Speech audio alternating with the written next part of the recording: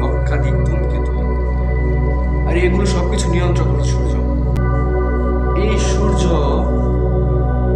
গ্রহগুলোর মধ্যে বুধ গ্রহের কাছাকাছি এবং পৃথিবী থেকে প্রায় 13 লক্ষ গুণ বড়।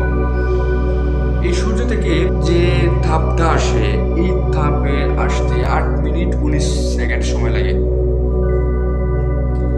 আর এই সূর্যের ব্যাস হচ্ছে 13,84,000 কিলোমিটার। এই সূর্য থেকে যে আমরা আলোটা পাই অতি সামান্য, ওর এই সূর্যের উপরিভাগের উষ্ণতা 57,000 ডিগ্রি সেলসিয়াস। এই সূর্য 55 ভাগ হাইড্রোজেন, 44 ভাগ হিলিয়াম, 1 ভাগ হচ্ছে অন্যান্য গ্যাসের। এই সূর্যে যে মাঝে মাঝে কালো দাগগুলো দেখা যায়, এই কালো দাগগুলো হচ্ছে সৌরগ্রহণ। সূর্যের অন্যান্য অংশের থেকে এই সৌরগ্রহণতে তাপ অত্যন্ত কম। এই সৌরজগতের মধ্যে নক্ষত্রের মধ্যে সবচেয়ে বৃহৎ নক্ষত্র হচ্ছে এই সূর্য।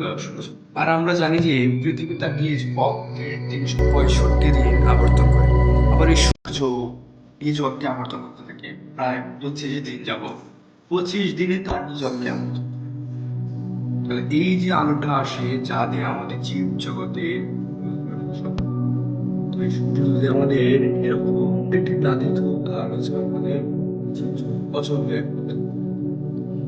চিন্তা করা যায় যে আল্লাহর যে আমাদের যে এত বড় যেমন দেহে রাখছে, যে আমাদের যে সুখার প্রচার করতে আমাদের দ্বিধাবোধ হয়। তা আমরা যদি একবার এই সৌরজগৎটার দিকে তাকাই, দেখেন আমাদের পৃথিবীটা কত ক্ষুদ্র।